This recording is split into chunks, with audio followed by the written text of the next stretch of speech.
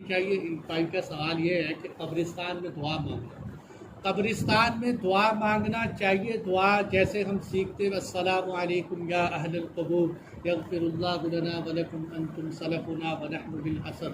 ہاں یہ ہے کہ رہی بات قبرستان میں ہاتھ اٹھا کر دعا مانگنا، قبرستان کے اندر عام طور پر دیکھو قبرستان میں انسان کو ہاتھ اٹھائے بغیر ہی دعا مانگنی چاہیے، تاکہ کوئی دیکھنے والا یہ نہ سمجھے کہ یہ صاحب قبر سے فریادیں مانگ رہے ہیں یا صاحب قبر کو حاجت روا سمجھ رہے ہیں۔ اور اگر کسی انسان کا عقیدہ بھی درست